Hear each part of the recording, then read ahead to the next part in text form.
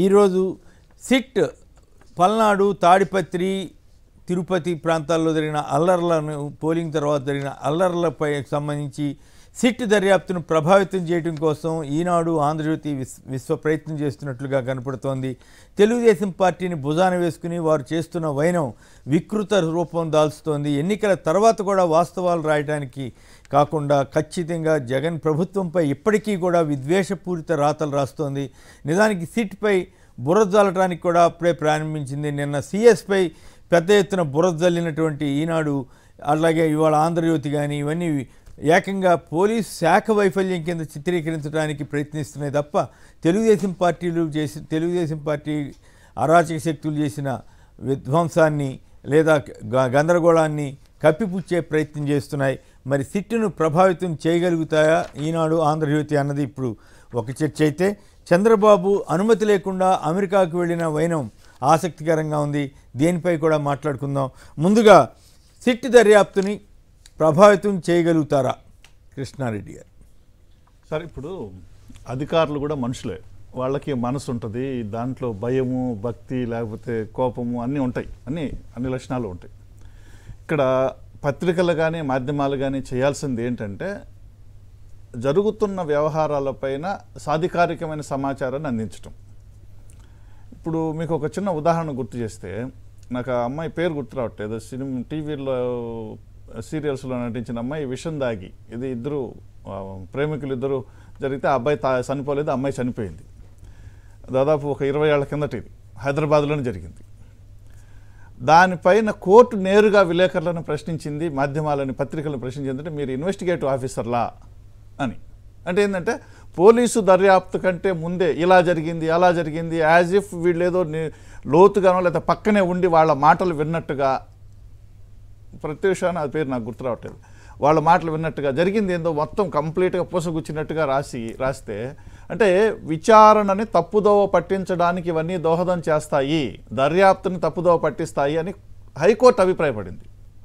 ఇప్పుడు సిట్టు ఒక IPS officer, group 1 ఆఫీసర్స్ని ఇతర పోలీసు అధికారులతోటి ఏర్పాటు చేసిన తర్వాత ముందు వాళ్ళ పని చేయనివ్వాలి, వాళ్ళ దర్యాప్తు చేయాలి. మీరు గమనిస్తే సిఎస్ మీద అంత దారుణంగా ఇది ఈనాడు వాళ్ళు రాసిన కథనం ఇంకెంత దుర్మార్గం లేదు. మీకు 2-3 విషయాలు చెప్తాను సార్.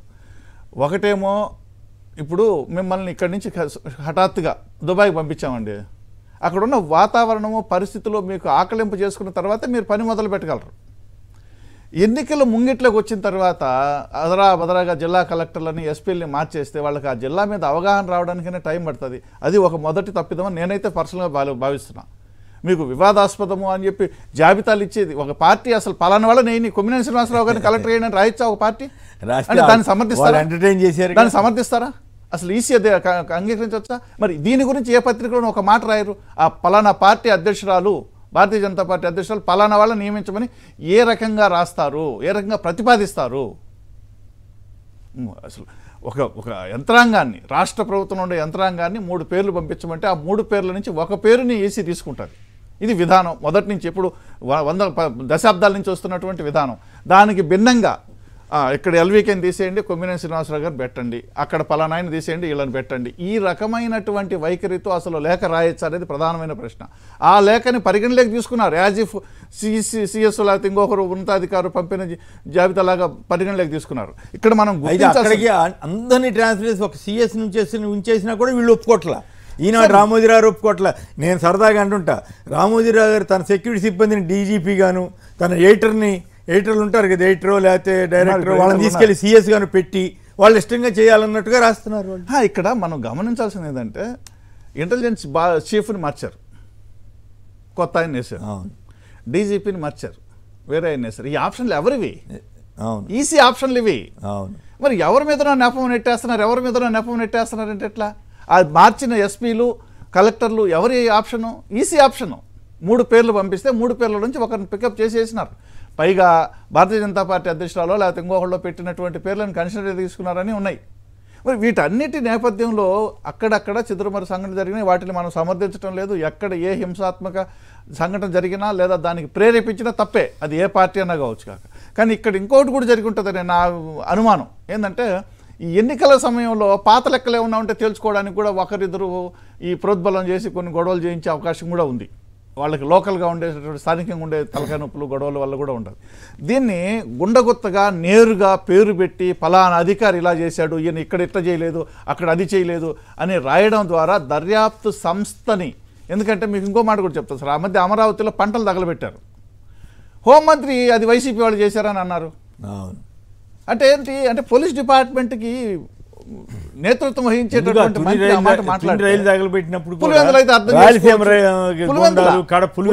అర్థం చేసుకోవచ్చు.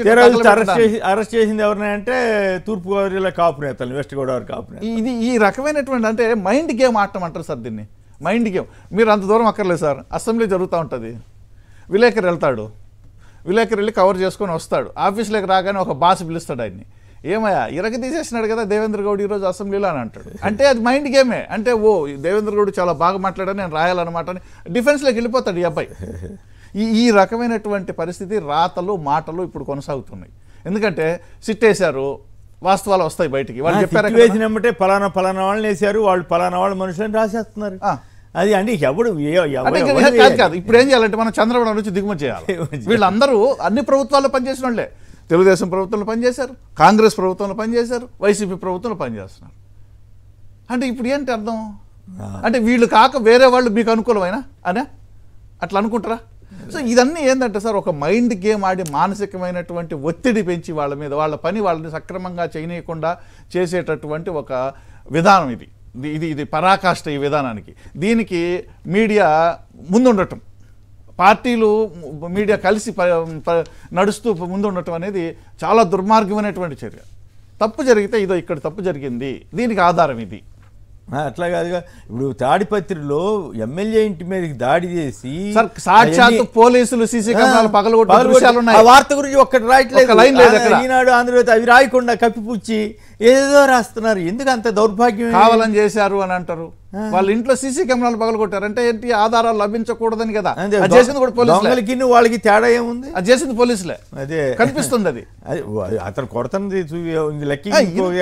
ఇంత దుర్మార్గంగా రాయటం అనేది ఏమవుతుందంటే ఇది అంటే సిస్టమ్ దర్యాప్తుని ప్రభావితం చేయగలుగుతారా ఇట్లా రాసి? ఎంతో కొంతమేర ఉంటుంది సార్. ఎందుకంటే వాళ్ళకి ఒక భయం వస్తుంది. ఎందుకు వచ్చింది తలకాయ నొప్పి, ఇదేదో అయిపోతుంది కదా, మనకెందుకు తలకాయ నొప్పి? ఎందుకంటే పబ్లిక్లో ఇది ఒక పెద్ద డిస్కషను నేను జరిగింది. వాళ్ళ ఊరు వాళ్ళకి గుర్తుంటుంది, కానీ వాళ్ళ ఊరు కూడా పక్కింటి వాళ్ళకి ప్రత్యేకంగా చూసిన వాళ్ళకి తప్ప ఎవరికి తెలుస్తుంది అదంతా ఏం జరిగిందని. ఇప్పుడు తాడిపత్రిలో ఎమ్మెల్యే ఇంట్లో సీసీ కెమెరాలు కూడా పగలగొట్టి విధ్వంసం చేసింది పోలీసులే.